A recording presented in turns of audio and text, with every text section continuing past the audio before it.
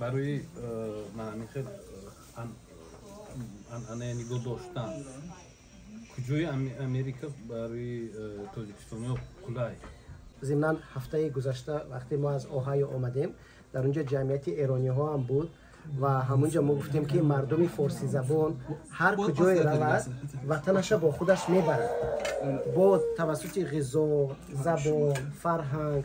من فکر میکنم که اگر تاجیکان حتی در انتارکتیدا هم زندگی کنند همونجا راهش یافته هوای تر میکنند، چگردک میپزند، باز ایدم جشن میگیرند. از حوصله و هنری همون آدم وابسته است. با آدم یافته دعوت میکنند. بله، از حوصله و هنری همون آدم وابسته است. دیگر همه نمود محصولات در همه مغازه پیدا میشه. مثلا در همین کوستکو تمام چیزا برای همه آماده کردن هم چیزا پیدا کردن ممکن است. 15-16 سال میشه اینجا که آمریکا اومدم. همه جایی که هم تاجیک‌ها زندگی میکنن ما میرویم چون که خیلی توی میکنم حرکت میکنم دیگه مثلا همسالون من یا که من هم میتونم که همسالون شما هم با جایی که نروم من کالرادو تاجیک‌ها بسیار تاجیک‌های سمرقند مثلا پنسیلوانیا، کالیفرنیا، اوهایو، نمیدونم چیکاگو انا همونا همش نگاه میدارن عرف انعنه تاجیکی. لیکن من حاضر همینجا نو تولد یافته کلان شده استادگی تاجیکو اونقدر این البته که بدبختی ما و شما برای چی؟ برای اونکه ما و شما انا همون چیزا نظارت کردن ما در کار که انا همون خیلی عرف عادت انعنه گم نشود ادامه یابد. شنیدن که بود مانند دیدن وقتی بچه ها و فرزندان میبینند که همین گونه جمعیت تاجیکو جشن ها رو تجلیل میکنند به خانه های همدیگر میروند صاحب خانه ها یک روز پیش از اینقدر زحمت میکشند تیاری میبینند.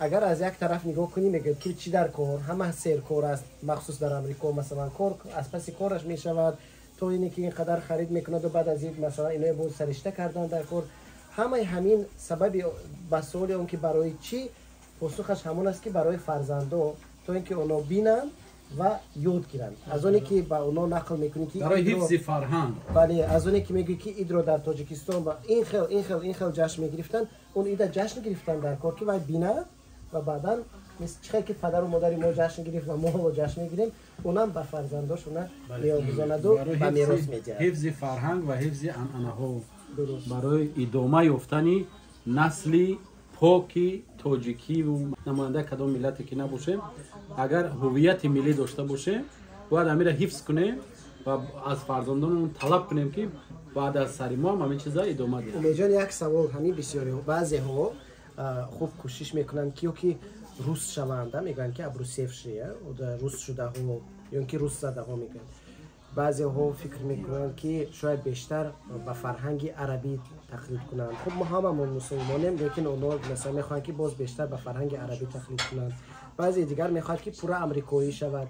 با فکر شما همین آدم میتونه که به هر حال تغییر یابد یا اینکه او اما ریشه هایش تغییر نمییابند؟ من یک چیز میگم کسی که همه خیلی تلاش میکند اول اینکه اون اندیشه ملی نداره در سرش بعدن همه فرهنگ ها خوبن فرهنگ عربی خوب است فرهنگ ایرانی خوب است فرهنگ پارسی خوب است فرهنگ روسی خوب است تنها به نماینده ملت خودش با اون نفری که از همون ریشه است با او خوب است. برای ما و شما فرهنگ پارسی فرهنگ تاجیکی این چیز باید مهمتر باشه. با اون نفری که تقلید میکنه او از همون دایره همون تقلیدش بیرون رفته نمیتونه چون که از اصل خیش از ریشه خود از تبار خود دور که رفتی همین درخت است یک ریشه که دورتر اگر سبزید موقتی میسبزد و میخشکد از ریشه خود دور رفتی میخشکی خواهی نخواهی. زبان در هر موقع و در هر کشور این هستی هر یک ملت رو معین میکند و زبان تاجیک من فکر میکنم مرز و بوم تاجیکستان اونجاست که در اونجا زبان تاجیکی صدا میدهد. برای همین نگاه داشتن زبان تاجیکی در محیط بسیار تیز و تند زبان‌های گوناگون کشور ابرقدرت آمریکا بسیار کاری مشکل است و این برای ما که ما همچون زادگان تاجیکستان هستیم و با فرزندان خود باید همین میراث رو گذاریم. میراثی که برای اون که هر یک ملت در این کشور من احساس کردم که زیادتر از ملیت خیش هویت خیش افتخار میکنند. حتی بسیاری ها میگن من در آمریکا تولشم لیکن من ایتالیایی ام یکی میگوید که من فرانسوی ام یکی من عربی ام لیکن ملت خود رو هویت خود رو بازمی که زبان رو هم نمیداند گم نمیکند لیکن ما باید از دیگران تفاوت‌تر داشته باشیم و هم تاجیکانه باشیم هم تاجیکی حرف زنیم برای این زهر بود و شیر مادر بر کسی کو زبان مادری گم کرده است.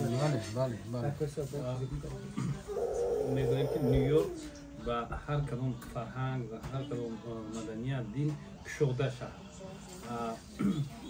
جمعیت تاجیکان کدام مدنیت یا که چیزی ملی خود نیویورک علاقه نمایان کرده توانید و کدام خصلت‌ها یا که جهت‌های ملی برای برآوردن پلتفرم کافی است. برای جمعیت تاجیکو در آمریکا جوان است. تاجیکوی گویم که تاجیکستان اگر ما درباره صحن تاجیکوی سمرقند گفته نگذاریم این هم گناه است. تاجیکوی سمرقند علاقه زمینه‌های خیلی خوب در اینجا گذاشتند و اونا هم یکی از گنتی مبارزان و تلاش کننده های ترغیب فرهنگ تاجیکی هستند مخصوصا با زبان شیرین همون شیوه سمرقند و اما تاجیکان تاجیکستان که در آمریکا نوستند اونا اول اینکه با همدیگر خیلی مهربانند از حال همدیگر خبر میگیرند در روزهای سختی کوشش میکنند که با هم باشند و همچنین جشن‌های نوروز یکی از جشن‌های کلانترین مردم فارس اونا تجلیل میکنند همچنین در برابر جشن‌های ملی و دینی باعث خوشنودی است که جمعیت تاجیک‌ها سازمان‌های جمعیتی خودشون را تأسیس داده ایستادند و توسط همین سازمان‌ها کوشش میکنند که